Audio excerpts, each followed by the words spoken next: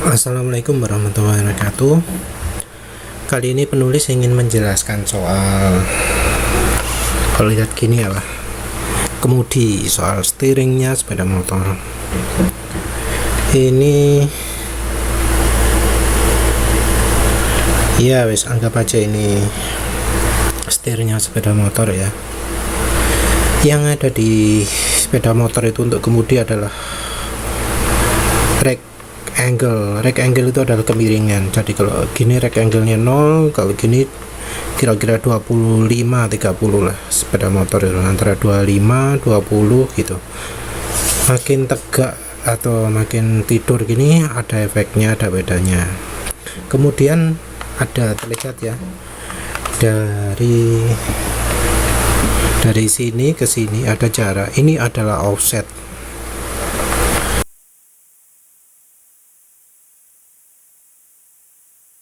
Jadi ada offset, ada beda antara pusat berputarnya setang dengan rodanya. Ini macam-macam caranya. Ada yang kalau di motor laki itu pakai triple cam kan, itu di bagian setangnya, bagian asnya yang gini ya, segitiga ini yang ini as perputarannya, yang ininya, terus yang ini ada jarak kan, itu jadi offsetnya.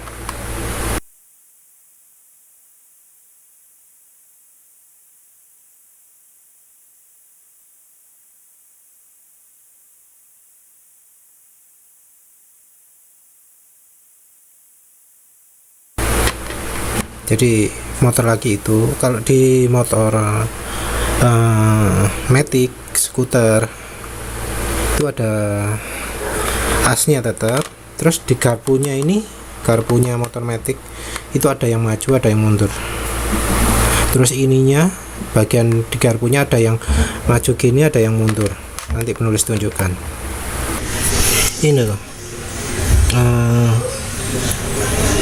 poros roda ini, poros roda depan ada di belakang garpu, sementara garpunya sendiri membentuk menyilang, posisinya agak ke depan. Ini berada di depannya ini, perhatikan ya, ini agak maju tapi ini agak mundur.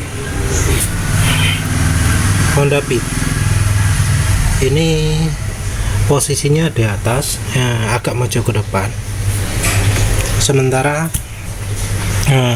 bagian ini, setang ini agak pas ya.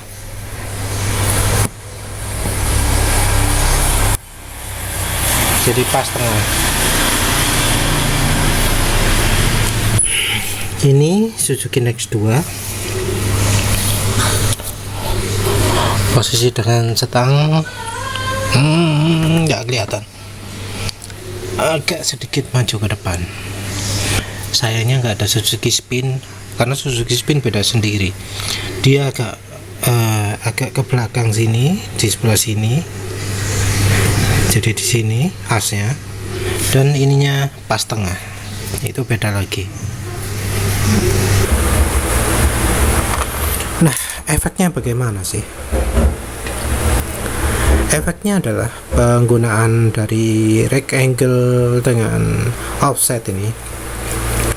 Kalau rack angle ini hubungannya dengan kestabilan ya. Penulis nggak tahu persis apa efeknya, tapi yang jelas makin tegak ini makin nggak stabil motornya. Apalagi kan waktu direm itu kan makin gini toh. Kalau akselerasi kan gini, makin mundur.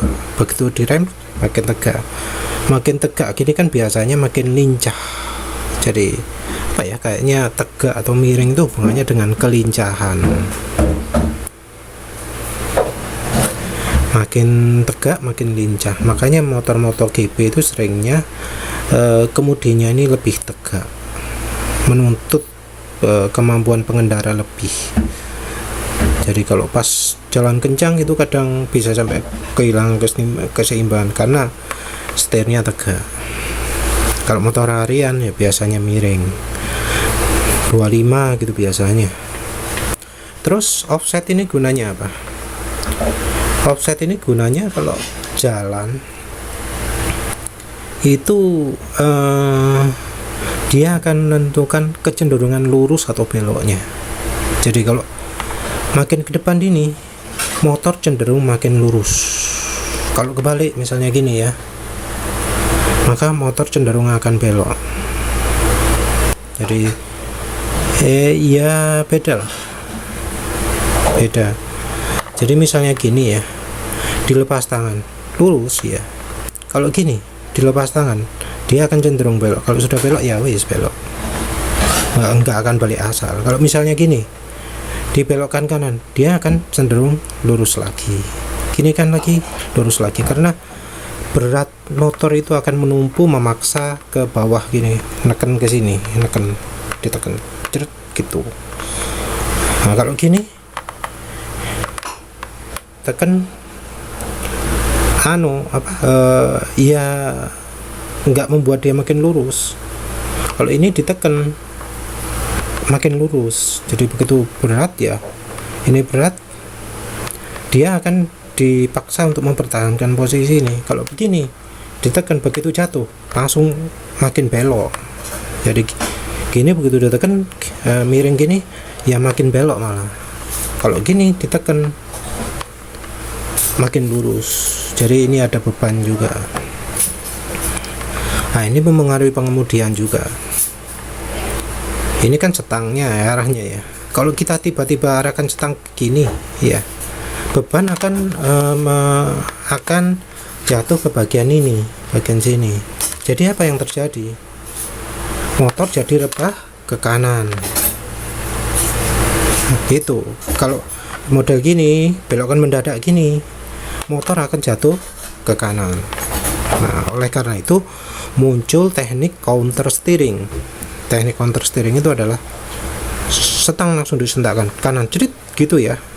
Motor akan rebah ke sini. Nah, begitu rebah ke sini, setirnya langsung diarahkan sini lagi untuk belok. Jadi counter steering itu diarahkan sini, motor rebah ke sini, langsung diarahkan sini jadi belok. Seret gitu. Nah, ada lagi satu motor yang modelnya kayak gini. Ini penulis pernah rasakan kira-kira di motor Suzuki Crystal dan motor Suzuki Shogun. Begitu dibelokkan ke sini, langsung motor belok ke sini. Jadi kalau yang modelnya kayak gini, begitu dikesinikan, beban kan akan menumpuk ke sini. Dia akan langsung belok ke kiri gini. Jadi setang belok ke sini, langsung belok. Setang belok ke sini, langsung belok sini. Itu karena ada perbedaan poros offsetnya. Biasanya motor offsetnya gini, ditekan gini, dia motor akan rebah ke sini dan belok ke sini. Nah, oleh karena itu ada teknik counter steering, banting ke kanan mendadak, motor jatuh ke sini, baru belok. Mau belok ke kanan, banting ke sini, motor rebah ke sana, baru belok. Kayak gitu.